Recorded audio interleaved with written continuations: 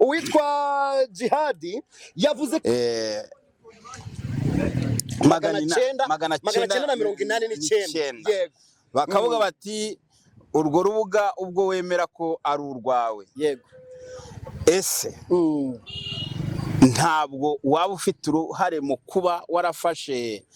urwo rubuga ukarurema ukarushyiraho ari urwo kunyuzamo bene ibyo bintu mu by'ukuri Jihad aravuga ati yafashe screenshot ayivanye ku muntu witwa Odette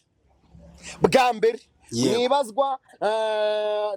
n'ifungurwa ry'agateganyo ubwo ndavuga detention umuntu witwa Semuhungu yavugaga yuko hari n'igihe umuntu ashobora gufata nimero yawe agashyiraho izina rya runaka cyangwa agashyira izina ku yindi nimero kugira ngo abone uko yoherezaho ibintu byitirirwe wa muntu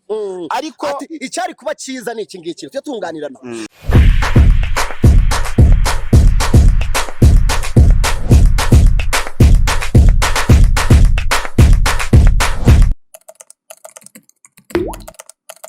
nkuko muri kubibona turi ku rukiko rw'ibanze ingoro y'ubutabera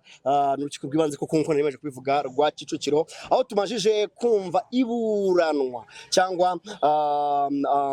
mu rukiko bagomba kuburana mu mizi aribo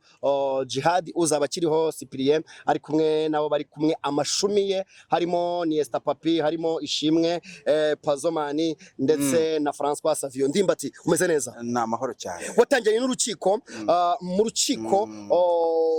byatangiye bimeze biti ko ngenje nyuma wowe uje nyuma mu rukiko nkuko wenda twabyukiye hano kuva mu gitondo twabyutse nkuko bivuze nahageze naje ntegereza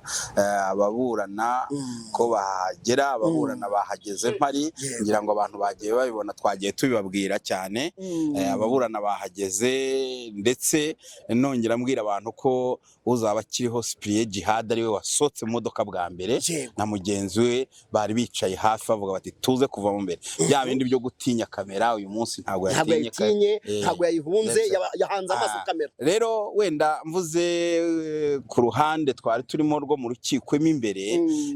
kamarade nuko ibibereyemo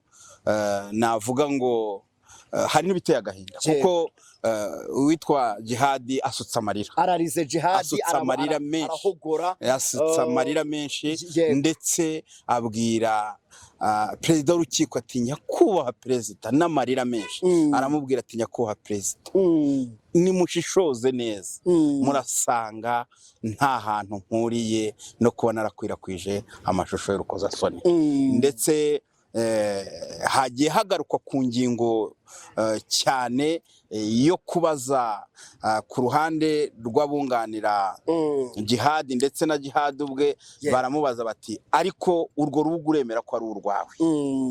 Jihad ntabwo yabihakanye Jihad yavuze ati ni urubuga rwanjye rurimo abantu bagera kuri magana cyenda na mirongo inani n'icyenda bakavuga bati urwo rubuga ubwo wemera ko ari urwawe yego ese ntabwo waba ufite uruhare mu kuba warafashe urwo rubuga ukarurema ukarushyiraho ari urwo kunyuzamo bene ibyo bintu mu by'ukuri Jihad aravuga ati abo bantu njyewe kwanza babanje baramubaza uburyo yashinze urubuga avuga ko yaruremye yarushyizeho kugira ngo ajye yamamaza ibikorwa bye ndetse babone linki ndetse n'inshuti ze abafana be nasohora ikiganiro wenda kuri The Dynamic cyangwa hari umuntu ari kwamamariza ajya sharingaho izo linki abantu barebe video kuko urumva abantu 989 ni benshi yego uwitwa Jihad yavuze ko abatangabuhamya atabemera atashwashwashwashwi yabagaramye ndetse kuko ngewe uwo mutangabuhamya wa mbere witwa Semuhungu Eric dufitanye ikibazo ni ikihe kibazo rero Jihad yarafitanye na Semuhungu akavuga yuko ubwo uwitwa Semuhungu yaragiye koherezwa mu Rwanda aho yari maraburana muri Leta Zunze Ubumwe za Amerika ku byaha yari yarakoze uwitwa Semuhungu yasabaga yuko bamwohereza muri South Africa kandi naho yagiye muri Amerika aturutse uwitwa Jihad ngo yaje gukora ibiganiro bivuga kuri iyi case ya Semuhungu yego avuga yuko we ubwe uwo mutangabuhamya mu buzima busanzwe bafitanye ibibazo. Ikindi yagarutseho kamarade ngira ngo yagarutse ku bintu byinshi, agaruka ku icyo ukikomojeho uvuga ko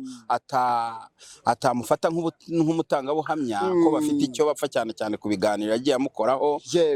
ndetse n'umwunganizi mu mategeko wa Jihad aza kongeraho ikindi kintu ati nyakubahwa perezida w'urukiko, aba bantu babanye no mu nzu. Yego, bigeze kubana mu nzu. Abantu barabizi, Eric Semuhungu yigeze kubana na Jihad mu nzu. Ati rero buriya abantu babanye mu nzu bafite utuntu twinshi, ntago ibyo Semuhungu avuga byaba nk'ubuhamya. Ikindi yongeraho ko hajemo uwitwa Odeta,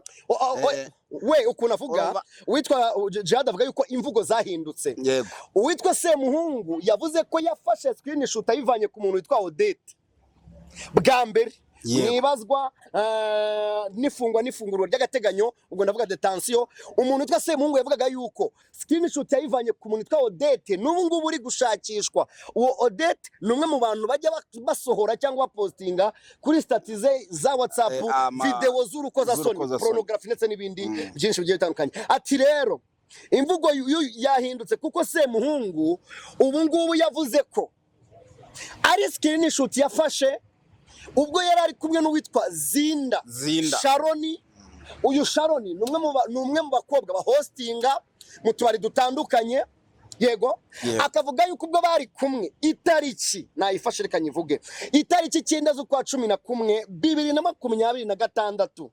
saa 8:44 za nijoro, ngo nibwo Zinda yabonye post ya Jihad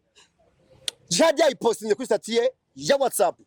Icyo gihe ngo umuntu witwa Semuhungu yahise afata screenshot ariko ayifatiye kuri telefone ye,